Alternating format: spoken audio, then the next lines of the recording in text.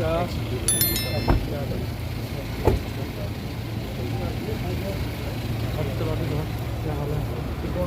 बहुत बधाई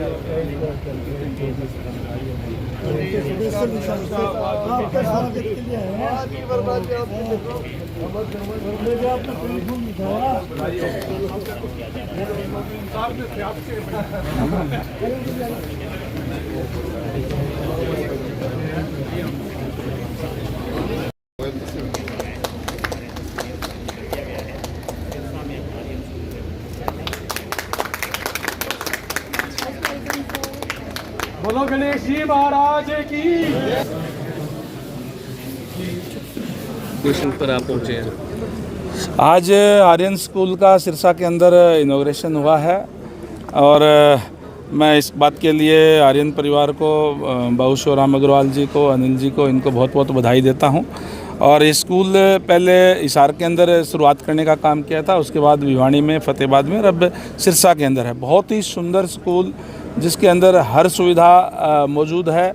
निश्चित तौर पर यहाँ के निवासियों के लिए भी एक बहुत अच्छी बात है। मैं यहाँ सिरसा निवासियों को भी बहुत बहुत बधाई देता हूँ, क्योंकि इस आर्यन परिवार से मेरा बचपन का नाता है, मेरा पारिवारिक नाता है।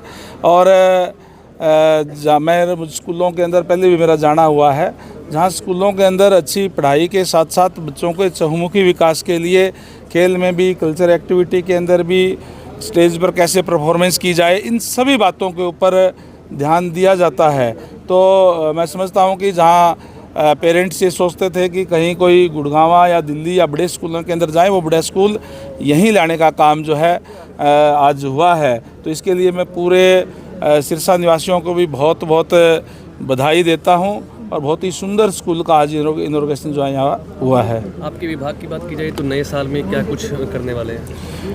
देखिए, हमारे विभाग की जो एक तो PWD है, PWD के अंदर हम जहाँ भी ज़रूरत है वहाँ रिपेयर करने का काम करते हैं, पैच वर्क भी, और नई कारपेट की जो रोड है वो भी हम कारपेट करने का काम करते हैं, क्योंकि 30,152 किलोमीटर है टोटल रोड PWD की हरियाणा प्रदेश के अंदर, और उसमें लगभग 5,000 किलोमीटर के नया कारपेट हम करते हैं। जो पुरानी जो हो जाती है, इस सर्कल में लगभग 5 साल में उनका नंबर आ जाता है।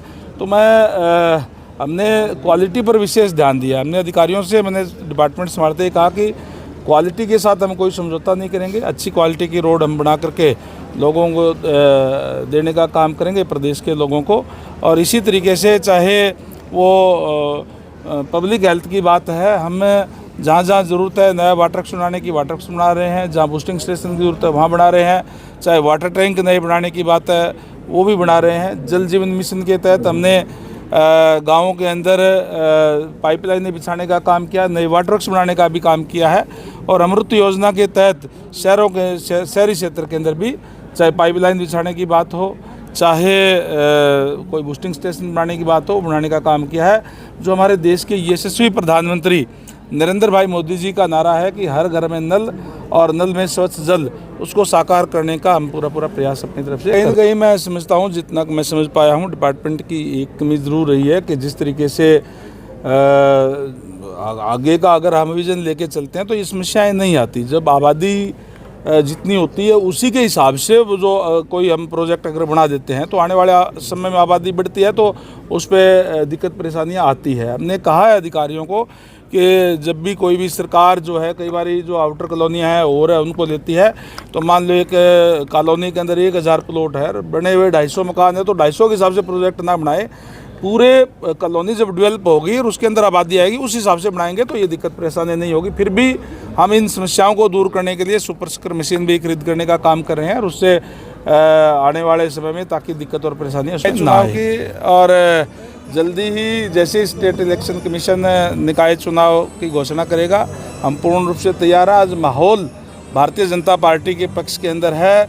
जहाँ जहाँ भी निकाय चुनाव हमारे होंगे, निश्चित तौर पर भारतीय जनता पार्टी के उम्मीदवार दिल्ली के अंदर निश्चित तौर पर भारतीय जनता पार्टी सरकार बनाने जा रही है, क्योंकि आम आदमी पार्टी की सरकार, जैसे आपको पता है कि कांग्रेस के करप्शन के खिलाफ उसका गठन हुआ था, और उसी कांग्रेस के साथ जहां उन्होंने लोकसभा चुनाव के अंदर हाथ मिलाने का काम किया, वहीं उस करप्शन के अंदर भी वो लिप्त हैं, चाहे केजरीवाल जी हैं, चाहे उनके मंत्रीगण हैं।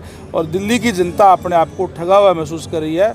निश्चित तौर पर दिल्ली की जागरूक जनता है, देश की राजधानी है, डबल इंजन की सरकार बनाएंगे ताकि हमारे देश की राजधानी और देखिए ये इशू जहाँ तक हरियाणा की बात है, हम सारी की सारी फसलें MSP पे खरीद रहे हैं। 72 घंटे के अंदर DBT के माध्यम से हम पैसा डालने का काम भी करते हैं और मैं समझता हूँ कि हरियाणा के किसानों का कोई इशू नहीं है, ये पंजाब के किसानों का है।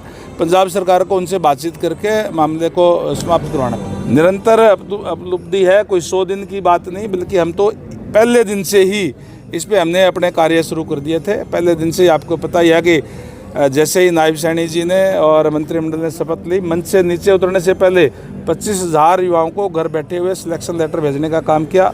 चाहे डिप्राइव्ड शेड्यूल कास्ट है, उसको पहले ही कैबिनेट के अंदर हमने सामाजिक न्याय देते हुए 10% अलग से आरक्षण लागू करने का काम किया। हमने उनसे वायदा किया था, हमने अपने जो संकल्प पत्र हमारा है उस पर हम लगातार कार्य जो है वो कर रहे हैं और आगे इसी तरीके से करते रहेंगे।